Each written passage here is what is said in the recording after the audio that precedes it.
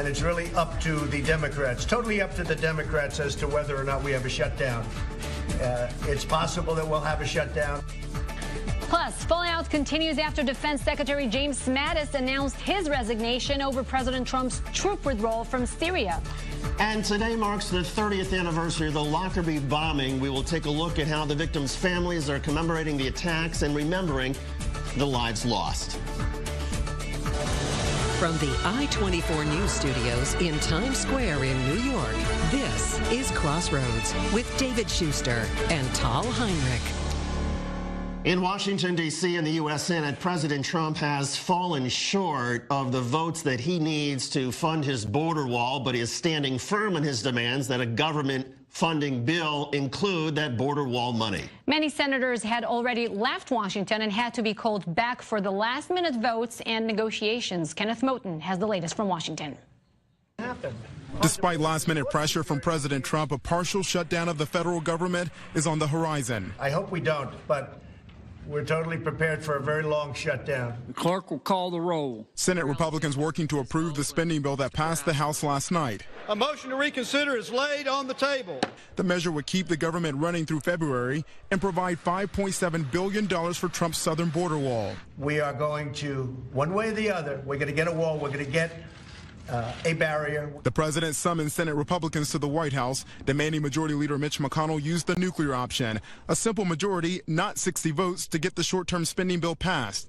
But McConnell and even other Republicans opposed changing Senate rules, instead urging bipartisanship. The need for greater security on our southern border is not some partisan invention. It's an empirical fact, and the need is only growing. President Trump, you will not get your wall. Abandon your shutdown strategy. You're not getting the wall today, next week, or on January 3rd when Democrats take control of the House. The president is ramping up his attacks on Democrats, blaming them for closing the government. But last week, Trump forcefully declared he would own the shutdown. I will take the mantle. I will be the one to shut it down. I'm not going to blame you for it. That was Kenneth Moten reporting. Let's bring in senior Washington correspondent Dan Raviv. Dan, first tell us the very latest. Have Congress and President Trump found some way to keep the government fully open? Not yet, but they are working on it. Just minutes ago, the Senate Majority Leader, you just saw Mitch McConnell, he came onto the floor of the Senate and gave a status report. He said that Vice President Pence had been at the Capitol speaking with leaders of both sides and that there are possibilities. Now, at the same time, the Senate actually had its vote. Shall we proceed and consider the House-passed version, which would give Trump his $5.7 billion? Now, that vote turned out 47 to 47. And Vice President Pence then broke the tie, so the Senate could consider the House version, though Senate Democrats say none of them are going to vote for it, so it has no chance of getting the 60 votes required. And so Senate Majority Leader, Republican McConnell, he admitted that and said talks continue, stand by. So there still is the possibility that between now and midnight here in Washington, some compromise could emerge. David and Tal? And so, Dan, just so we understand, there's a streamlined process now in case those talks produce something that everybody agrees on, so that we'll vote very quickly on that. But again, are Democrats giving any ground on the idea that there would be any money for the border wall? And then the other part of this question, Dan, is who's affected if there is a government shutdown? We hear that behind closed doors, the Democrats are being somewhat flexible. In the past, they already had offered as much as $1.6 billion in the coming federal budget for border security that everybody knows would mean the wall. At the same time, President Trump changed the whole name of that project to a steel slat barrier, even put a photo on Twitter or an artist's rendition of what it would look like. And at the White House, they still believe this could happen. But President Trump and his family were going to leave for Florida for the Christmas vacation at Mar-a-Lago just about now. Their departure's been indefinitely postponed. David and Tal? All right, Dan Raviv, our senior Washington correspondent. Dan, thank you. And to discuss this further, let's bring in David Mark, author and political analyst. David, break this down for us. How is this going to impact people day to day? I feel like Cinderella asking you, if there's a shutdown, what happens at midnight? A whole swath of federal agencies would close up shop. You would have hundreds, even hundreds of thousands of federal workers who would essentially be put on furlough. This would affect people traveling through airports because it's the Department of Homeland Security and the TSA, which oversees airport security, that would essentially have employees working for free, without pay. That doesn't usually make for the most productive employees. So we could see a whole host of problems here with emergency workers and lots of people just not working at all. And David, even things like, I understand, the passports, you won't be able to get your passports processed for an application because the State Department is one of the agencies affected. Is there a sense in terms of how the politics and all this are playing out? Well, both sides are dug in. Democrats do not want to appear like they're giving anything toward a border wall. This is a political goal of President Trump that Democrats just want no part of. They might be able to find some ways to bend on the semantics to make it look like they're not actually giving money toward the border wall. Bottom line is neither side really wants a shutdown, even though it's just 5.5 hours away or so. They could still probably come to some kind of compromise if they really want to. David, security, especially during the holidays and around New Year's Eve, is a big issue, a big concern. Is the government shutdown in any kind of way affecting security at the border or homeland security? Well, those government workers deemed quote-unquote essential would still be on the job. That includes border security officers, also TSA workers at airports. The problem is they won't be getting paid, at least up front. They almost certainly will get back pay, but needless to say, that doesn't make for the most productive workers. And when we're talking about national security, probably not the best way to go. Yeah, the optics of them having to work through Christmas and not getting any money during the Christmas holidays to spend on their families or whatnot is pretty remarkable. David, what's the most likely way that you see this ending? Republicans have been pushing for $5.6 billion in border security, including paying for the wall. Democrats in the past have been willing to pay for up to $1.6 billion. That's a number Senate Minority Leader Chuck Schumer has said Democrats are willing to go on. Maybe they get somewhere around $2 billion. Maybe it's just at $1.6 billion. Bottom line is Democrats will have some face-saving measure. They really don't have any incentive to cooperate here. After all, the House is set to go Democratic in just a couple of weeks. Democrats still are in the minority in the Senate. They don't really have any reason to give Trump a victory at all. So I think they're going to hold firm and make the White House make concessions. How long can a government shutdown last? In the past, they've lasted for close to 2 weeks, sometimes a little bit more than that. I don't think it would go for this long. After all, this is not a full government shutdown. Say the Department of Defense, the Pentagon is still fully funded. It's just select federal agencies where you would not have individual workers coming to the office. So in theory, it could go on for weeks, even months at a time, but it's highly unlikely to go that far.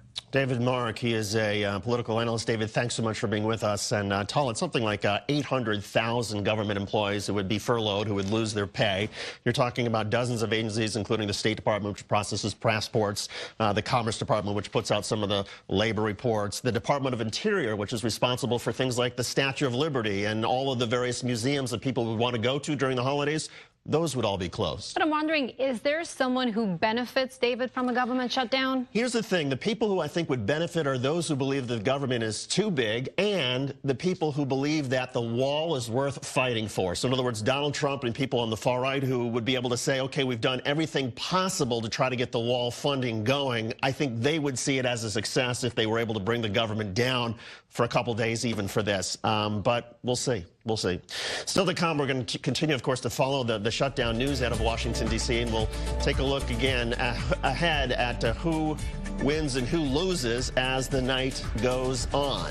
Plus, the fallout continues after President Trump announces he will withdraw troops from Syria and some from Afghanistan. We'll look at what the new U.S. strategy will be.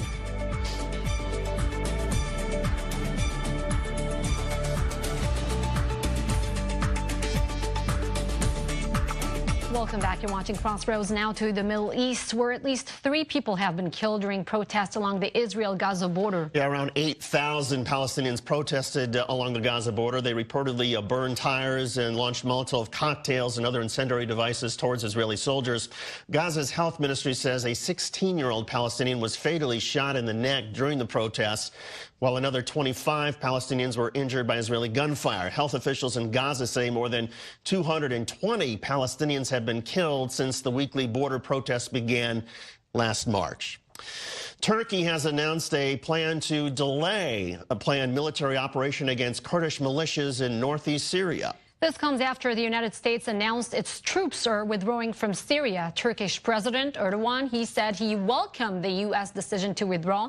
Erdogan has long criticized the U.S. policy in Syria, which has backed the Syrian Kurdish YPG militia, an ally in the fight against ISIS.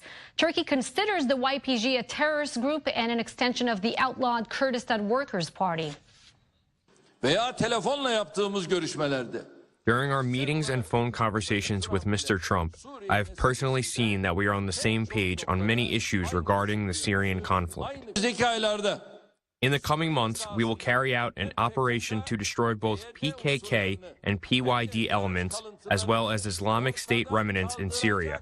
Everybody should be aware of this. The fallout continues after another Trump administration resignation, this time Defense Secretary James Mattis, who will leave in February. Mattis's resignation, which was announced a couple days ago, came in the wake of President Trump's announcement to pull troops out of Syria, something that Mattis disagreed with. There have also been some talks within the Trump administration about pulling some of the forces out of Afghanistan. Defense correspondent Daniel Tzemach breaks down the latest developments. A dramatic exit for yet another senior U.S. official. This time, it's U.S. Secretary of Defense Jim Mattis. He announced Thursday he's quitting after U.S. President Donald Trump's sudden decision to withdraw troops from Syria. His decision might not have been a surprise. The defense secretary has long been a proponent of remaining in Syria, warning that early departure could be disastrous. This pitted him against the president. Mattis, in his resignation letter, said the U.S. cannot protect its interests or serve its role effectively without maintaining strong alliances. He also cited other developments he found problematic, namely China and Russia's growing global influence and the lack of strong Western coalitions to offset it. These notions made Mattis a more popular figure even amongst Democrats. Our troops look to Secretary Mattis as a leader, and now he is going to be leaving them. This is very serious for our country. Secretary Mattis was one of the few symbols, the few items of strength and stability in this administration. Everything that indicates stability, everything that indicates strength, everything that indicates knowledge is leaving this administration. General Kelly, General Mattis, so many others. McMaster, exactly. There is chaos now in this administration. Chaos indeed. The U.S. is also planning on withdrawing troops from Afghanistan as it works to formulate a peace plan with the Taliban. Such aggressive moves may indeed offset the balance of power in the Middle East, leaving a void in two countries where the battle is far from over. Daniel Tzemach, I24NEWS. For more, let's bring in senior diplomatic correspondent Nina Larson in Washington. Nina, what's been the international reaction to the Trump troop announcement and Mattis' resignation? Well, there was shock initially, especially throughout Europe. We had a very diplomatic statement initially from the United Kingdom, focused completely on the ISIS question, saying that mission would continue. But for France, Tal, they really are saying that they're going to try and defend the Kurds there in Syria. And France, as we know, always plays a very, very key role in the U.S. coalition against ISIS, but they've made it absolutely clear that they're not going to abandon any allies there on the ground, even U.S. allies. And Nina, as far as Turkey is concerned, the fact that Erdogan has at least announced a delay in their possible assault against the Kurds, does that bolster President Trump?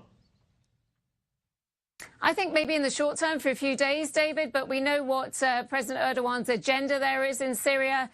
Turkey already has control of the Afrin region across the border there. They have much broader ambitions, and we're getting more information now that from that phone call between President Trump and President Erdogan. There are leaks coming out now from the White House saying that it was definitively during that phone call where President Trump capitulated to Turkey, essentially. Nina Larson, our senior diplomatic correspondent. Nina, thank you. To further discuss this, let's bring in Major Mike Lyons. He's a retired major in the U.S. Army. And first of all, Mike, what was your reaction both to the news about getting out of Syria, but also the potential of removing U.S. troops from Afghanistan? Yeah, I think first the move out of Syria is the right one. It wasn't presented the right way. We shouldn't do foreign policy by tweet. But I do think that if we're going to have 2,500 troops in Syria, we've got to have another authorization of use of military force that's more up to date, not something from the Obama administration. And what they were sent there to initially fight ISIS and to fight al-Qaeda, and now fundamentally what they are is a deterrence for Iran and Russia to keep from creating a land bridge from Iraq that's going to Syria. So they're doing something completely different than they were sent there to do. But that could be worthy, right? I mean, it could be a worthy mission if you get Congress's buy-in. Right, could be worthy, but let's have the debate about it, because what we don't want is to wake up one morning and have 20 soldiers killed inside of Syria, like we had 20 years ago in Mogadishu. 2 Black Hawks go down, and everybody say, what are we doing inside of Syria? It's not like putting troops in Europe or in South Korea. Syria is a sovereign nation, and we're technically violating their sovereignty. Mike, I have to ask you, I know you served in Iraq, and over the last couple of days we've been hearing a lot of people accusing the president of pulling out from Syria without getting the job done on the ground against ISIS, and now people are saying that it's pretty much the same as Obama pulling out of Iraq, or even George H.W. Bush going back from Iraq without overthrowing the government of Saddam Hussein. What do you make of these comparisons? It's, again, not the same. The 2,500 troops inside of Syria are not the 60,000 troops that Barack Obama took out of Iraq. I fully thought that we'd keep the 1st Armored Division there. We'd keep a division-sized force of 30 to 35,000 troops inside of Iraq to help maintain the peace. I think had we done that, you wouldn't have seen the growth of ISIS to begin with. We could have had tanks in Damascus and Syria in 12 hours from there. So I think that was the mistake. And ever since then, ever since John Kerry invites the Russians back as Secretary of State to take care of the chemical weapon problem inside of Syria, then once the Russians are back inside of Syria, they're a client state of Iran and Russia. We've been out of the picture there for the last 8 years to begin with. What about Afghanistan? I mean, a lot of people have suggested, you know what, this is a war that is not winnable. Afghanistan should have been the first place where the United States withdraws troops. Yeah, David, it's not similar to that situation in the Middle East, in Iraq, but it's more similar to, we've talked about Vietnam in terms of the length it's gone on, endless war. The only difference is we don't have the 1,500 body bags coming back every week. I do think it's probably time for us to leave there at this point. He'll take 7,000 troops out. The military will fight to keep it there. The thing is, the foreign policy community and the think tanks and the people that got us into this situation are so heavily invested in it, they just can't see any way out except just staying there and keep doing what we've been doing. Can the United States still protect its interest in the Middle East without having boots on the ground in Syria and Afghanistan? Yeah, great question, because whether we want to admit to it or not, we've built what's called a standoff military anyway. We no longer rely on troops going to lose locations and have to be on the ground. We use cruise missiles, we use Navy destroyers, we're out in the Persian Gulf. We have a military that strikes from afar, and if we had to get back, sure, we can land there if we had to. But the bottom line is we've built the standoff military on purpose because the U.S. Civilians doesn't want the casualties. Part of the mission in Afghanistan is to prop up the Afghan government, protect them against the Taliban. Is the Afghan government and the security forces sufficiently trained and equipped now to be able to do that on their own? No, and that's the thing. It's taken 17 years. You've got still a fundamentally illiterate population. The mission creep that comes in from this concept of training the other soldiers to fight is just incredible, and it really boils down to nation building. And again, the Army is not going to necessarily fight against it because it's funding. It allows them to keep things going. Civilian contractors, it's a boon for them. We've replaced soldiers in some of these areas with just civilian contractors. There's talk now of Eric Prince trying to get back into that game, right, with Mattis out now because he was the one keeping it from it. So I wouldn't be surprised if the whole thing changed. That's correct. Major Mike Lyons. Mike, thanks as always. Appreciate it. Good to see you. Well, this latest U.S. decision to remove some troops from Syria and possibly Afghanistan has angered some analysts. One international alliance has grown stronger under President Trump, the India-U.S. relationship. The two nations share common goals in commerce, counterterrorism, and culture. Senior diplomatic correspondent Nina Larson was was able to sit down with India's outgoing ambassador to Washington and former ambassador to Israel to discuss the relationship. Ambassador Sana, thank you so much for joining us here on I24 News. And now, firstly, I'd like to talk about your tenure as ambassador to Washington.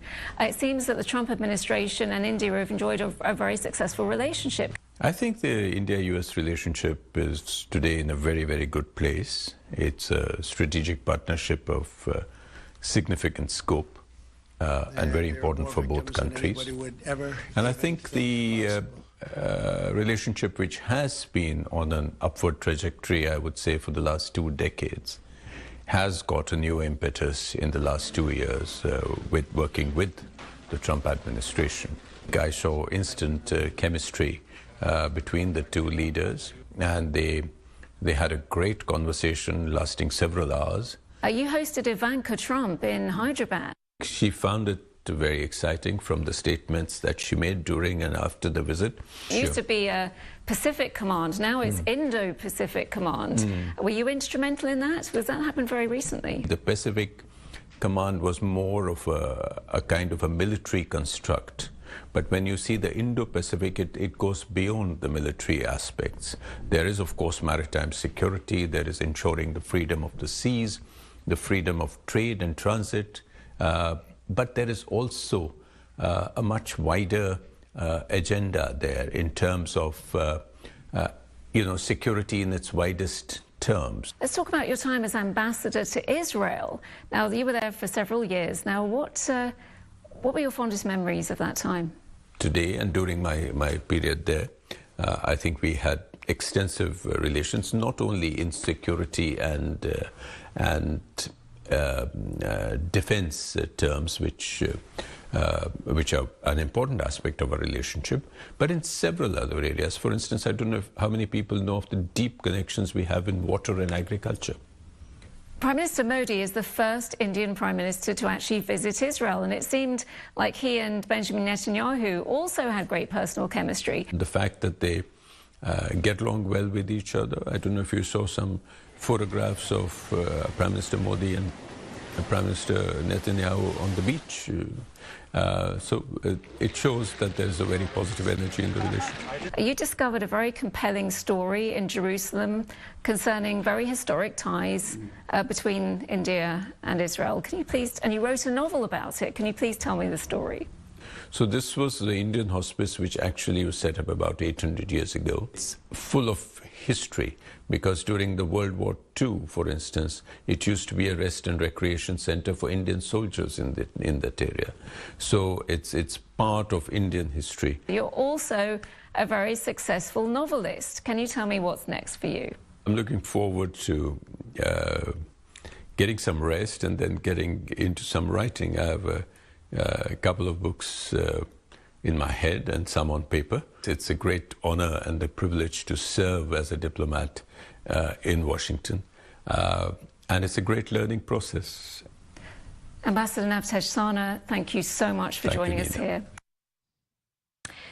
Thank you, Nina Larson, for that interview. And still to come here on Crossroads, Friday marks the 30th anniversary of the Lockerbie bombing, where many victims were Americans returning home from Europe. We'll show you how a university which lost students remembers them to this day.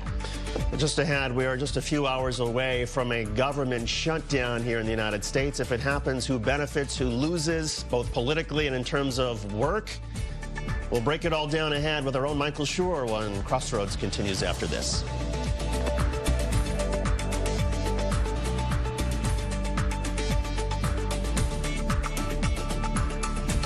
Welcome back to Crossroads here in the United States. We're just a few hours from a possible federal government shutdown. Senate negotiators, both from the Republicans and the Democrats, along with Vice President Mike Pence, are on Capitol Hill. They are meeting. They're trying to figure out a way to prevent a shutdown from happening.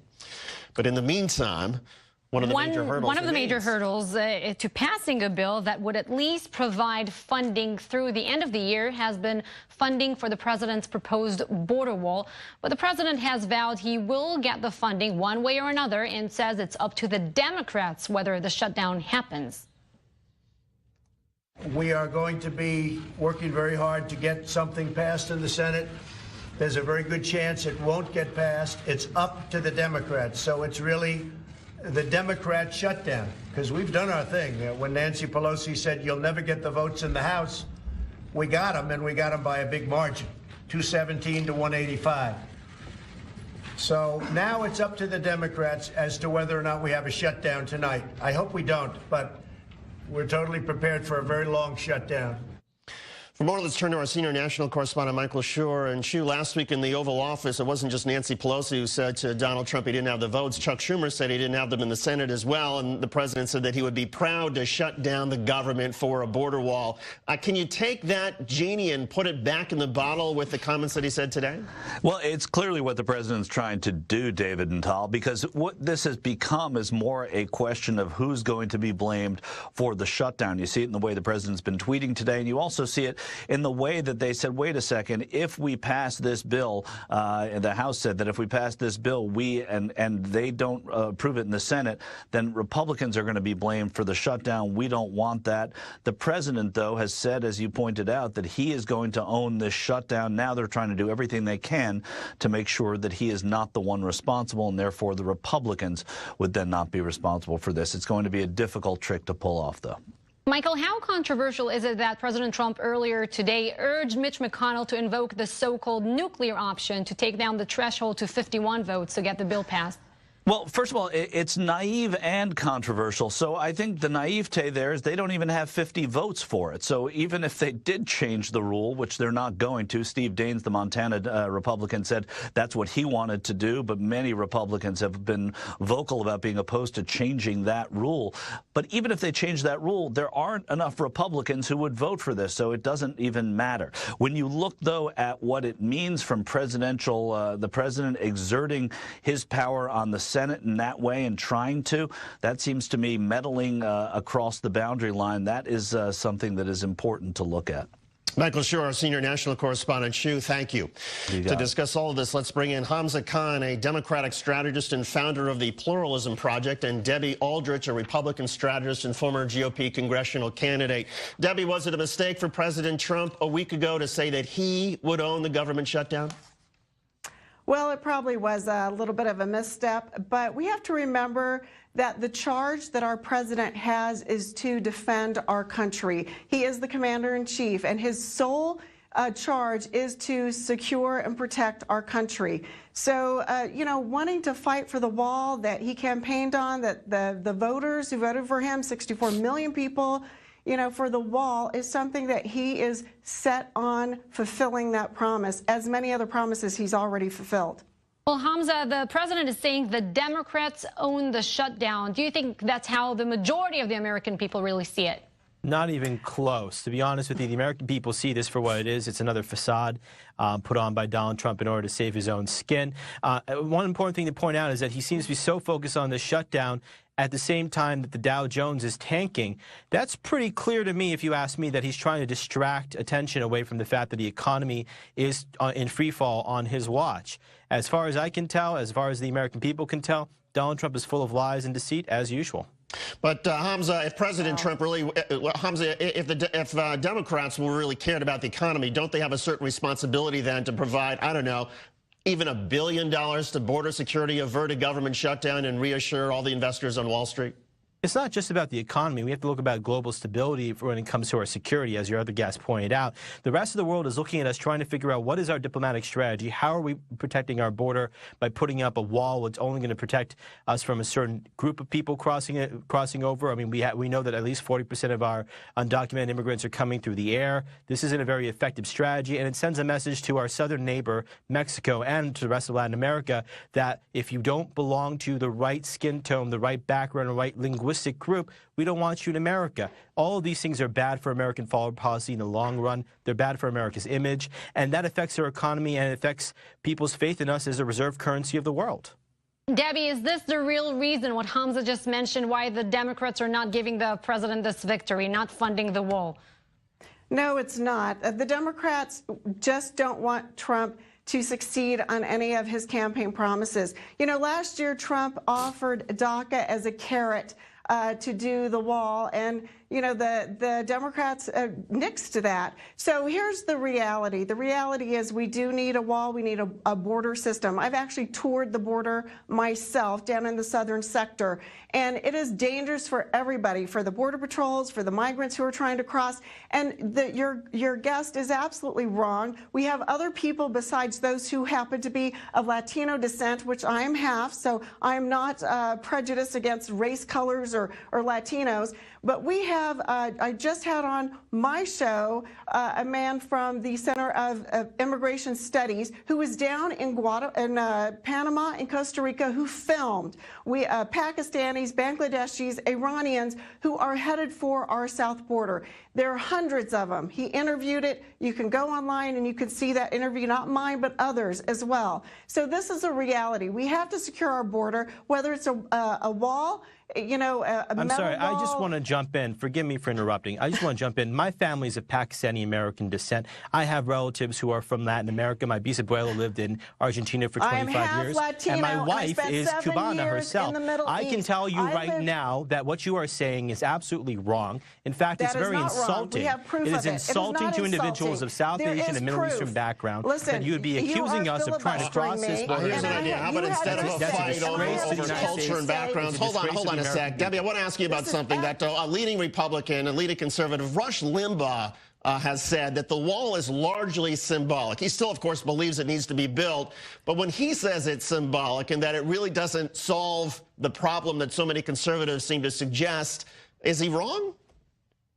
I don't always agree with everything Rush Limbaugh or any other Republican or conservative says, but I've seen it for myself. And this gentleman you have on, I'm half Latino. My mother's from Dominican Republic, and I spent 7 years in the Middle East myself, 3 in Turkey and 4 in Saudi Arabia. So don't even go there with me about, you know, this is a reality. You can see it.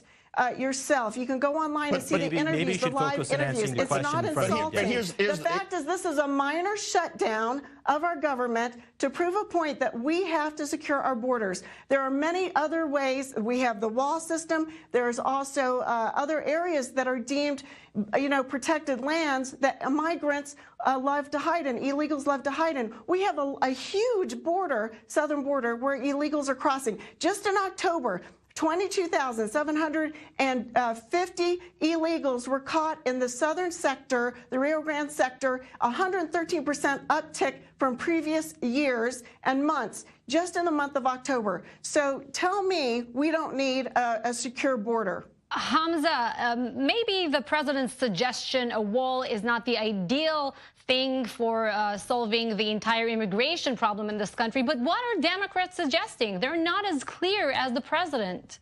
Well, let's just start with one thing. The only other countries in the world that have walls on their borders, almost every single one of them is on the list for human rights violations. Uzbekistan, Iran, Saudi Arabia, countries that apparently your guest is familiar with. I'm not sure why we want to join company with those nations in particular. Separate from that, don't we have to go through TSA and go through customs and go through immigration when we come back into this country or we go into other countries?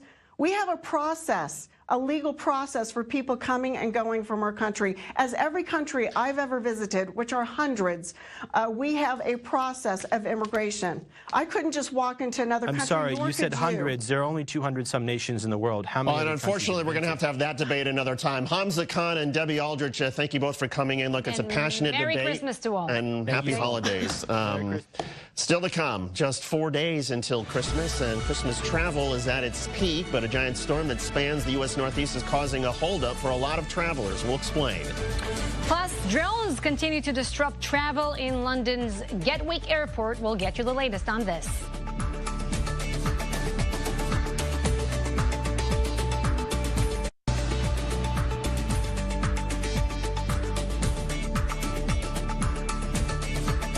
In Spain, this was a day of violent clashes in Barcelona between police and protesters. Pro-independence activists blocked roads near a special cabinet meeting being held by Spanish Prime Minister Pedro Sanchez. At least 51 people were injured and a dozen were arrested. Later on, the protests continued with thousands of Catalan supporters and supporters of Catalan independence marching through the streets.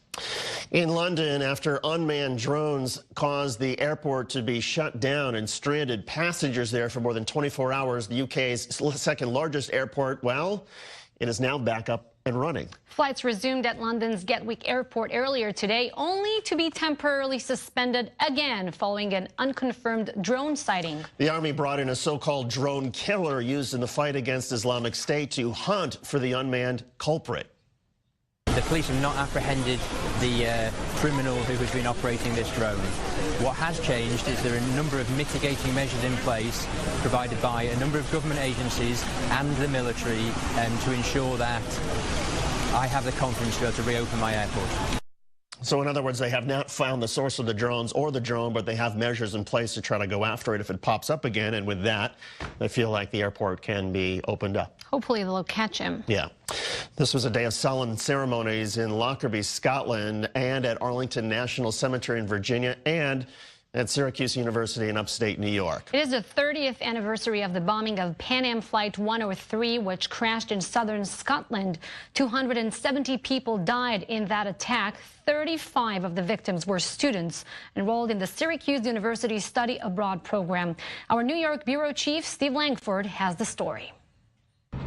On the campus of Syracuse University in upstate New York, December 21st is the longest night of the year. Not just because of the winter solstice. Just after 7 this evening, a jumbo jet crashed onto the town of Lockerbie in the Scottish borders.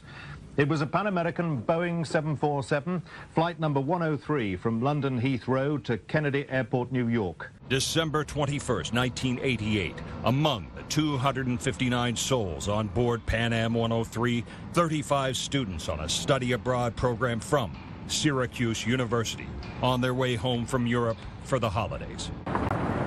This is the little border town of Lockerbie tonight. The air is thick with smoke, flames, and the smell of aviation fuel. As news of the unthinkable hit the campus that night 30 years ago, just about everyone here knew someone on that plane.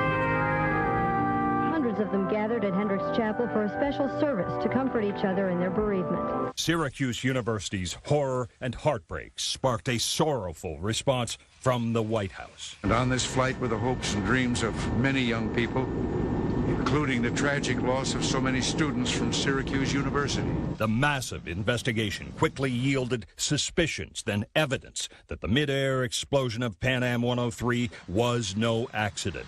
Your sons and daughters will be remembered at Syracuse University so long as any of us shall live, and so long as the university shall stand.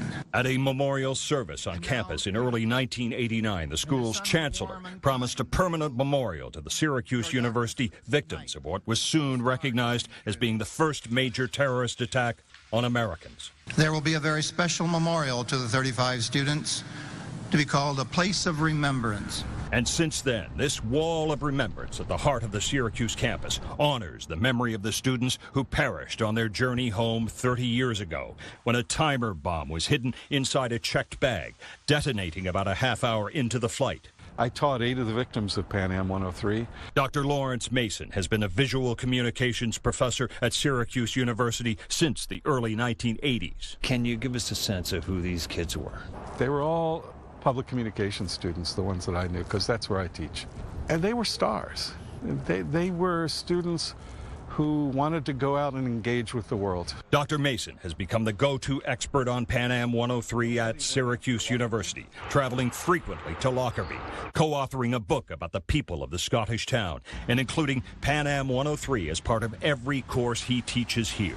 These were kids who wanted to go out and see the world and experience the world and learn how to be a citizen of the world. On the 6th floor of the university's Bird Library, an exhibit documents the bombing of Pan Am 103, the haunting headlines from the time, boarding passes belonging to students who died, a transit guide to London retrieved from the disaster. Perhaps most powerfully, Photos of all 35 students on the Syracuse Abroad program who died, along with pictures of most of the other 224 on board, and of many of the 11 residents of Lockerbie, Scotland, killed when the plane crashed on their town. There is not much material in the exhibit regarding Libyan intelligence officer Abdel Basset al-Magrahi, who was ultimately convicted of carrying out the attack. Your young people were so vital and vibrant. The university's chancellor had made another solemn commitment just after the catastrophe. There will be scholarships established, 35 of them, one in the name of each of those lost to us. Since the crash 3 decades ago, Syracuse has designated in all more than 1,000 remembrance scholars in whom the spirit of the young victims of Pan Am 103 may endure. I have the honor to represent Kenneth J. Bissett. He was one of the students that we lost. The motto of the Remembrance Scholars is look back, act forward. So we look back and remember the victims that were lost, but we act forward in their memory to try to make the world a better place. Commemorating the anniversary of Pan Am 103 takes place in many ways over several weeks, each fall on campus. Syracuse University is remembering the 35 students killed in the Pan Am 103 bombing 30 years ago with a candlelit vigil. Candles that will always try to brighten this community, especially on the longest night of the year. In Syracuse, New York, Steve Lankford, I24 News. That's such a compelling report. Such a tragic story. Losing 35 of your students, I can't even imagine. The bomb was hidden inside a checked bag. So much has changed in terms of airport security since this incident, of course, 9/11. Yeah. It was like in a little tape recorder. There was a little explosive, and that's how ultimately they figured out who did this, is because they found one little tiny piece. Remarkable. Well, we've been following a story out of Colorado involving the case of a mother who has been missing since Thanksgiving Day, and we have an update. Police have now arrested the woman's fiancé and charged him with her murder. Correspondent Alex Stone has the latest. His arrest caught on video exclusively by ABC News. Heavily armed police, some wearing camouflage, moving in. Handcuffs put on Patrick Frazee as he was driving away from his home. Today we arrested Patrick Frazee on charges of first-degree murder of Kelsey Barrett. Police now say they believe 29-year-old Kelsey Barrett is dead. Where her body is, they don't know, but they believe Frazee killed her. Investigators have recovered a number of items that make us suspicious that the crime did occur at Kelsey's residence. This is private property. This is a private road. Until now, police had not been calling Frazee a suspect. He had refused to say anything publicly. First, not showing up to a news conference, and then repeatedly turning away from ABC's Clayton Sandell. There's nothing you'd like to say? Barrett was last seen on November 22nd, Thanksgiving Day. In this surveillance video, you can see her with her 1-year-old daughter shopping at a Safeway grocery store. Then she disappeared. Her mother made a plea. Kelsey, we just want you home. Call us if you can. We won't quit looking. Frazee had said he and Barrett met up after she was seen at that Safeway to pass off their daughter to him. On November 25th, her work got a text message sent from her phone saying she needed a few days off. Authorities saying that phone mysteriously pinged hundreds of miles away in Idaho. Patrick Frazee was charged this morning with first-degree murder. Police saying now the couple's daughter, who had been with Frazee until his arrest, is safe. And that was Alex Stone reporting. Well, at this point, authorities still decline to say whether they have found the woman's body and what really led to the fiance's arrest. Yeah. U.S. Supreme Court Justice Ruth Bader Ginsburg is recovering after having 2 cancerous nodules removed. Ginsburg had surgery on her lung on Friday in New York, according to a statement from the Supreme Court. Doctors spotted the malignant growths last month during a CT scan following a rib fracture from a fall. This is the 85-year-old's 3rd time battling cancer, and we're still waiting to hear her latest prognosis. We will, of course, keep you posted on this story. 50 years on this day, on December the 21st, 1968, space and human history was made with the launch of the Apollo 8 mission. 3, 2, 1, all engines running, launch commit. Astronauts Frank Borman, James Lovell, and William Anders marked the first human mission to the moon when they entered lunar orbit on Christmas Eve. Astronaut Anders shot an iconic photograph of planet Earth called Earthrise. Fellow crew member Lovell said, quote, "The vast loneliness is awe-inspiring, and it makes you realize just what you have back there on Earth. Again, Apollo 8, the first mission to actually orbit the moon and then come back to Earth. Not the first mission to land on the moon, but nonetheless, this was still a pretty big deal. From space travel to holiday travel, a record number of people will be hitting the road this holiday weekend, and that's according to Roadside Assistance Club AAA. But for millions of them, an East Coast storm is disrupting one of the busiest travel days of the year. Correspondent Victor Oquendo reports. This North Carolina highway underwater as the Lumber River spills its banks. In Virginia, holiday travelers pushing through blinding rain as the powerful storm that hammered much of Florida is marching north along the East Coast. Across Central Florida, 3 reported tornadoes touching down. In Manatee County, a confirmed EF0. Debbie Roden and her family taking cover in her bathroom. All I can say is thank God that we were okay, because as far as we could have been killed. Very lucky. And if you hear that there's a tornado warning, take heed and listen. And south of Orlando, 1 person was injured after another confirmed tornado tore through this home, collapsing part of the roof. Relentless rain falling 2 inches an hour in spots, flooding roads in Tampa, high winds bringing down power lines. Not far from there, at least 70 homes damaged. In Fort Myers, 53-mile-per-hour winds ripping the roof off this home. A storm powerful enough to force many to stay with family and friends just days before the holidays. And that was Victor Oquendo reporting. You know, Tal, for a lot of us who are not traveling this holiday weekend, cooking and baking is on the agenda, but a lot of folks are complaining because chocolate Hershey Kisses seem to be a little bit malformed. Right. The candy's signature swirl top has been missing from batches around the United States. For bakers, you know, presentation is everything, and they say the missing tips ruin the look of our holiday dishes. After a flurry of complaints on social media, Hershey says that it is investigating the cause for the change to the chocolate, which is a favorite of so many, whether it has a little swirl top or not. I also heard that the Hershey's donated baking supplies to members of this Facebook group that alerted. That's nice. All right. Good way to deal with it. Finally, tonight, this is the season for holiday best-ofs. From movies to music, everyone has their favorite holiday classics. So, David, what's your favorite Christmas song? I like I'll Be Home for Christmas. I just think there's something so beautiful about it. My favorite is Oh Holy Night, but the Glee version. All right. Can you guess which song lands at the top of U.S. charts consistently?